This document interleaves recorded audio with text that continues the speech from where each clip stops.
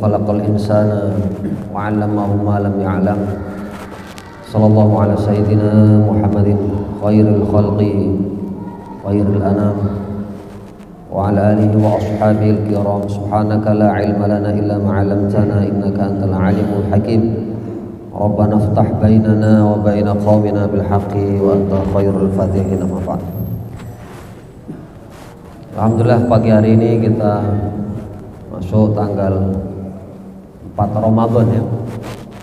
Kamis, Jumat, Sabtu, Ahad. Insyaallah nanti 30 hari. Insyaallah terakhir hari Jumat dan hari Sabtu 22 April insyaallah kita sudah memasuki Idul Fitri. Tidak terasa puasa tinggal 26 hari. Baik, insyaallah nanti ada 4 kali kita kajian. Jadi kita mungkin pagi ini hal-hal yang penting-penting. Yang pertama terkait dengan puasa. Jadi kita ini disunahkan atau dianjurkan untuk malam hari makan sahur ya. Wa yusannu li shaimi ramadhana wa ghairihi tasahhurun.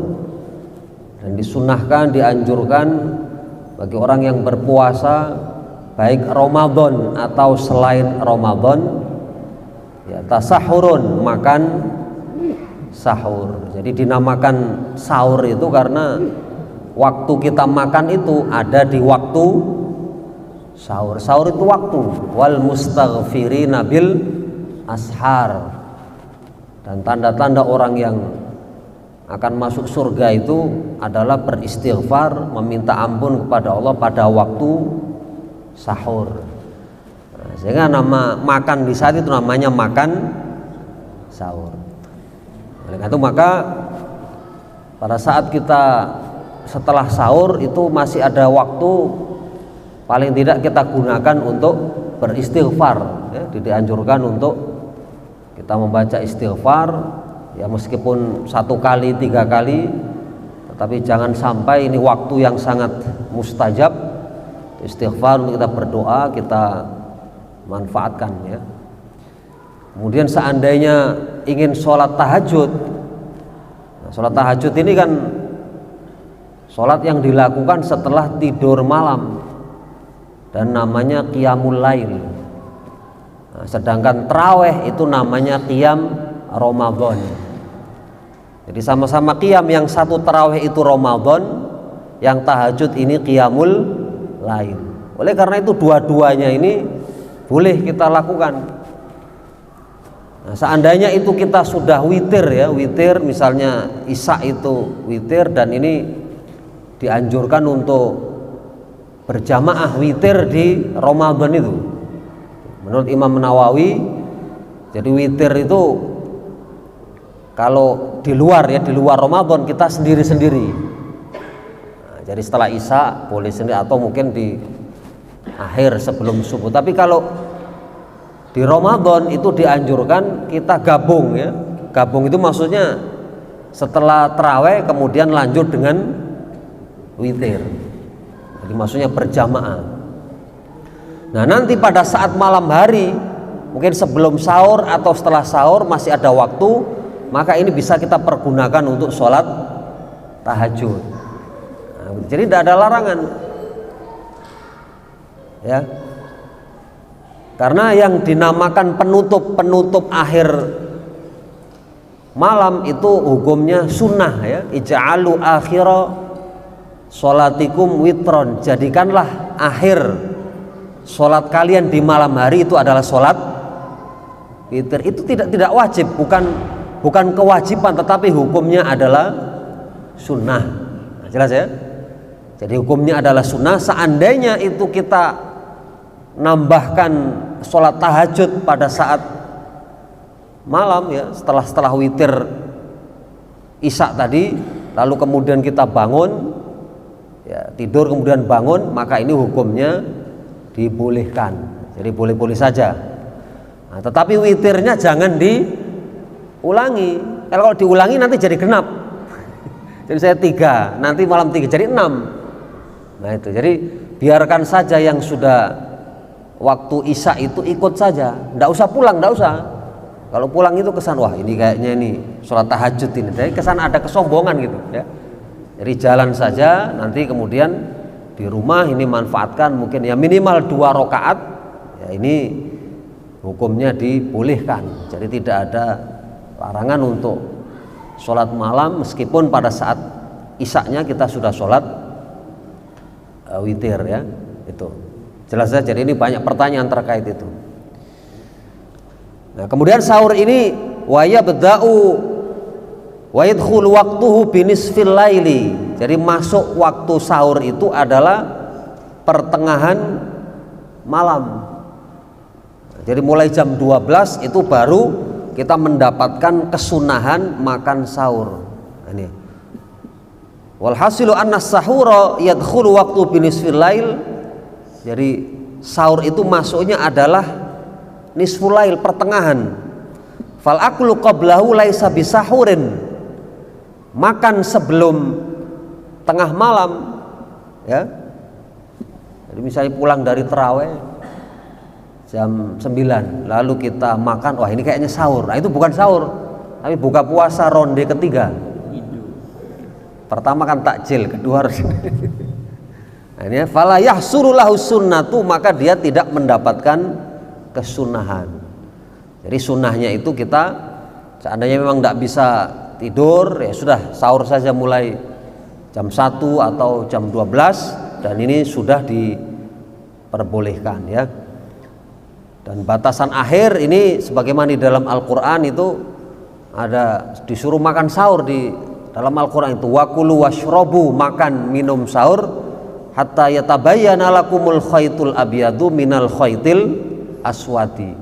Kapan berakhirnya itu? Sampai muncul benang putih yang asalnya benang hitam.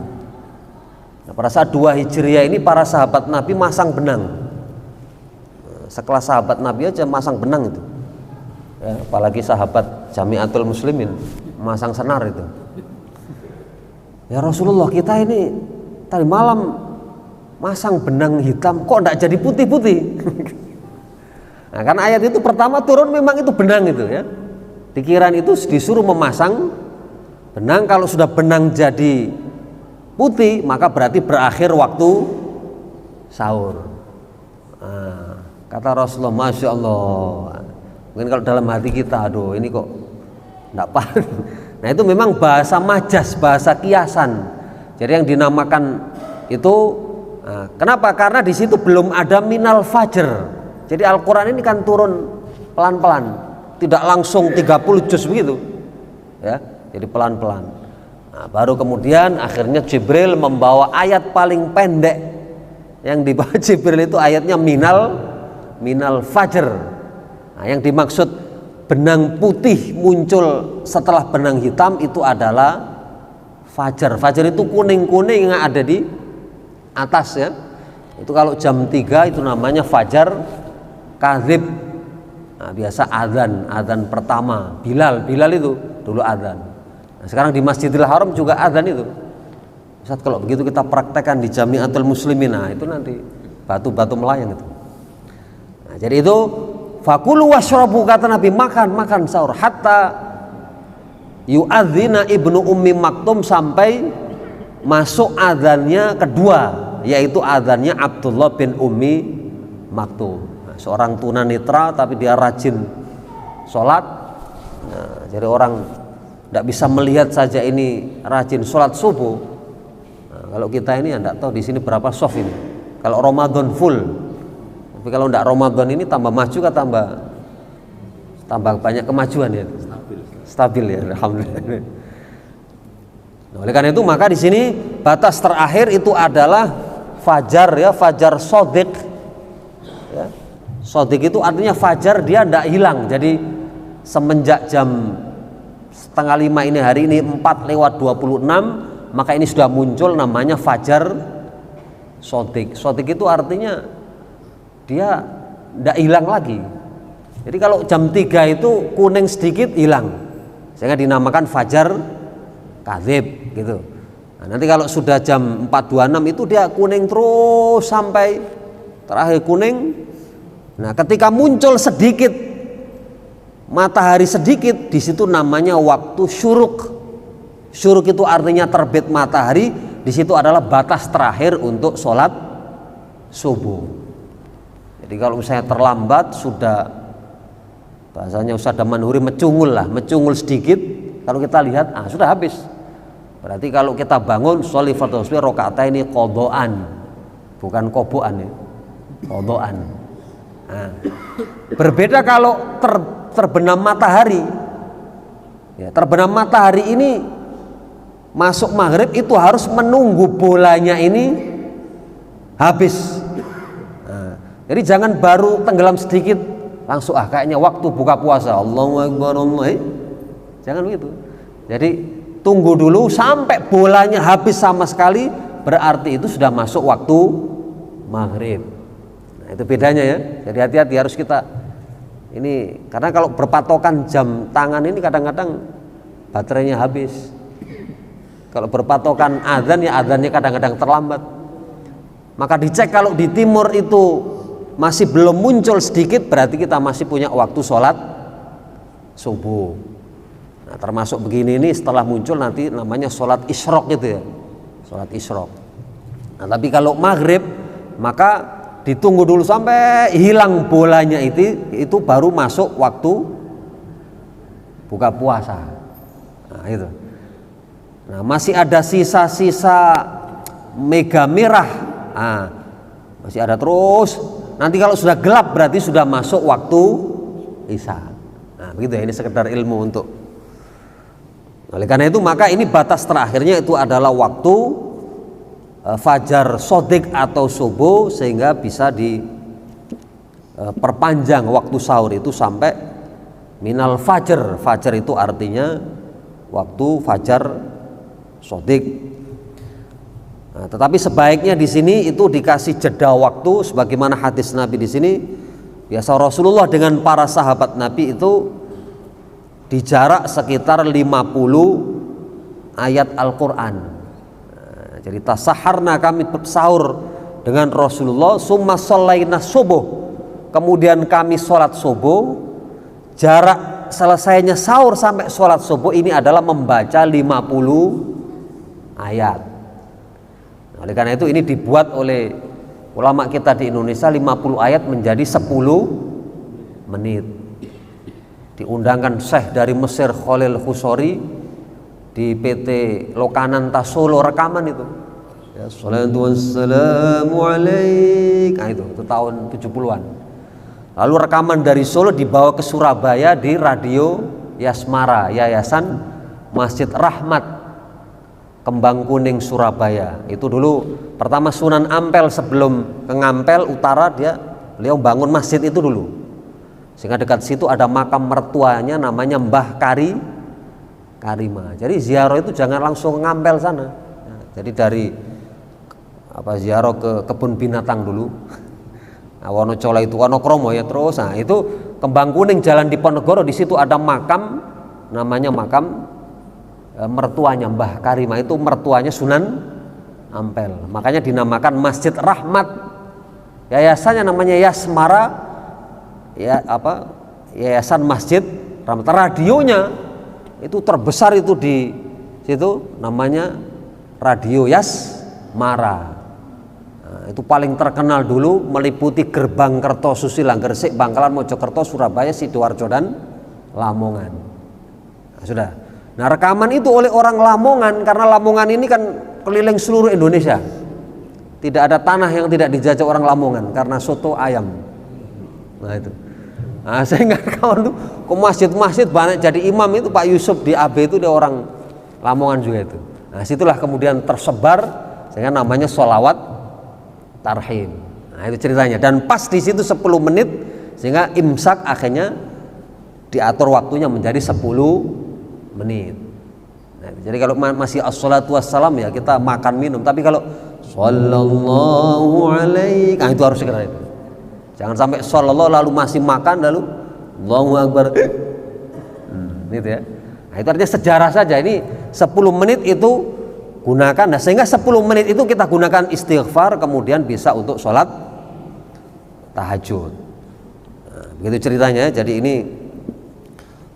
anjuran supaya mengakhirkan ya waktu sahur, wa yahsulu walau bi jur'ati ma, dan ini bisa sahur itu meskipun hanya meneguk. Jur'ah itu artinya satu tegukan air, gitu. Jadi jangan sampai lalu tidak sahur, karena sahur ini ada barokahnya. Barokahnya itu artinya memperkuat. Dan ini perbedaan sahur kita dengan sahurnya orang Yahudi dan Nasrani. Dulu zaman Nabi Musa dan Nabi Isa itu juga puasa, tetapi mereka tidak ada perintah untuk sahur. Nah, sehingga kita umat Rasulullah SAW ini di situ perbedaannya adalah untuk sahur. Wa sunnat tatayyubun, dan dianjurkan untuk memakai wangi-wangian. Nah, waktu sahrin, yaitu waktu sahur. Jadi manfaatkan, kalau bisa di sini ada minyak wangi. Di Masjid Baitur Rahim Kota Raja itu di depannya.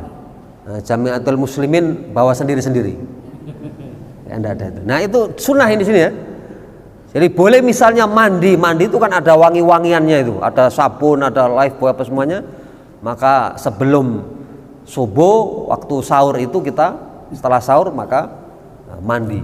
Sunnah itu hukumnya sunnah ya. Kalau misalnya tidak mandi berarti kita minyak wangi. Kalau di Jamiatul Muslimin karena sudah wangi semua maka tidak perlu pakai minyak wangi. Begitu. Jadi saya baca sunnah-sunnahnya barangkali yang mungkin tidak kita ini kan, karena ini waktu spesial sebenarnya. Oleh karena itu manfaatkan, di situ ada istighfar, jangan sampai lupa, kemudian berdoa meskipun hanya ini. Kalau tadi mau tahajud 2 rakaat, nah silakan ini diperbolehkan untuk gitu ya. Jadi ini tentang sahur. Ini saya pilih-pilih saja. Wa sunnah ghuslun an nahwi janabatin qabla fajar, disunnahkan untuk mandi junub itu adalah ya qabla fajrin, sebelum waktu subuh.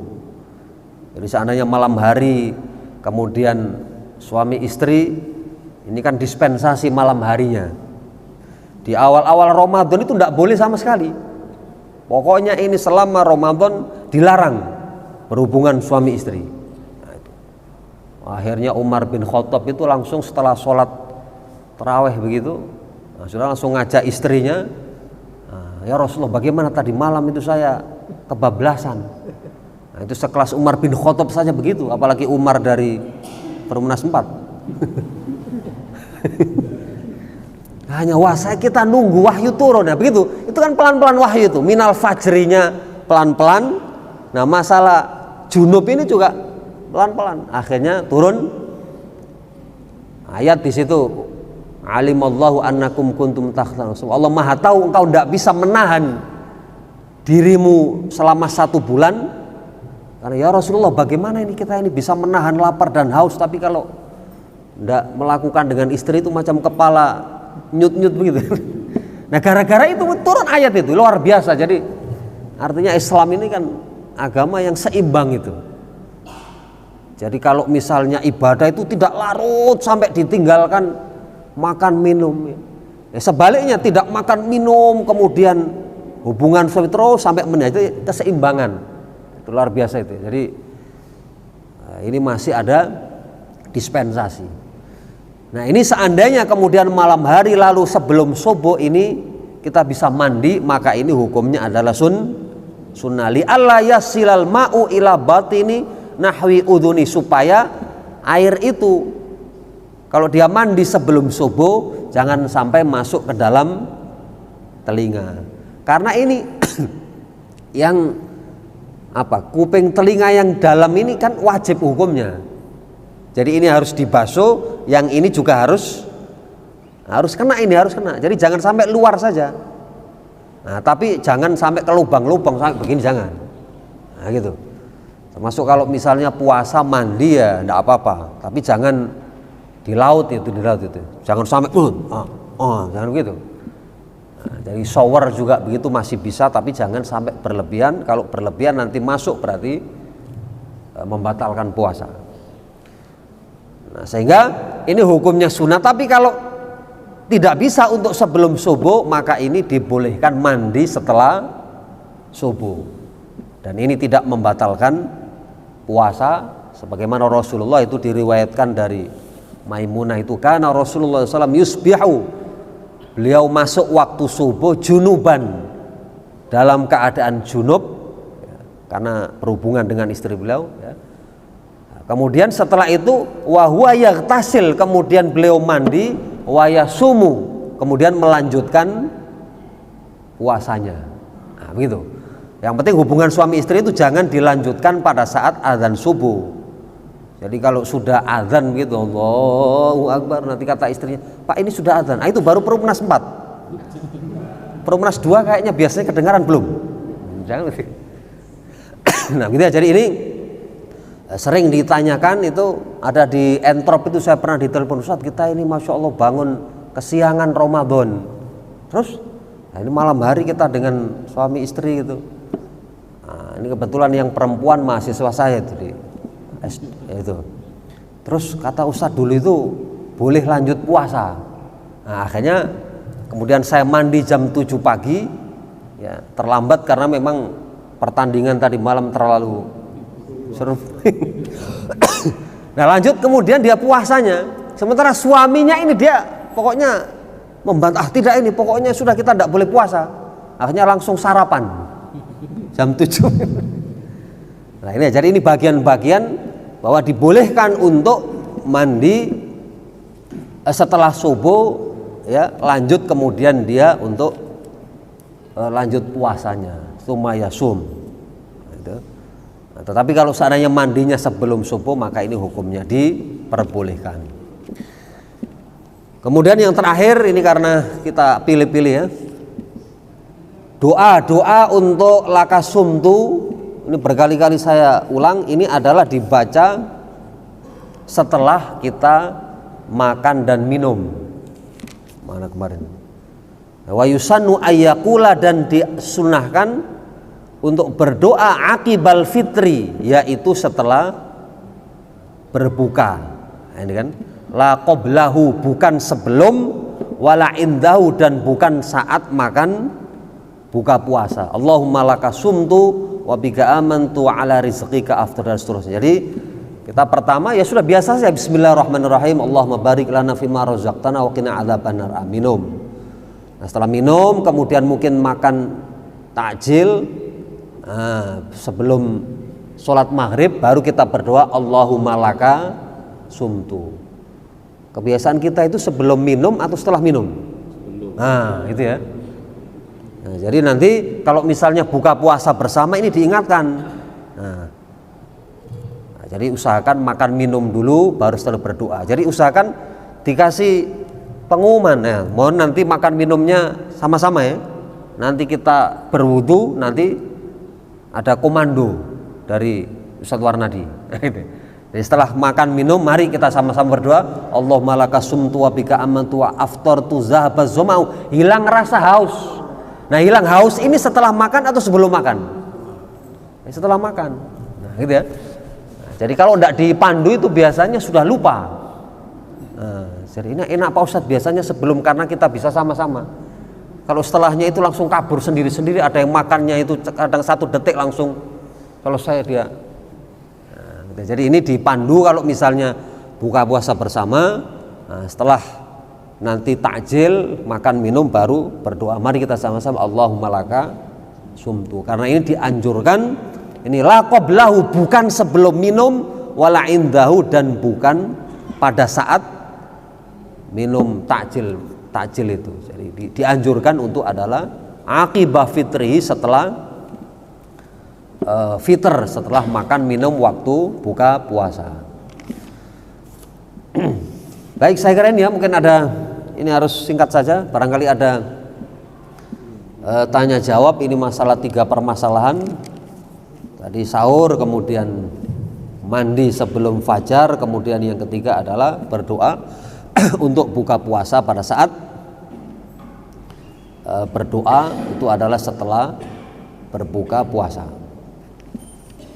Silakan kalau tidak ada kita pulang karena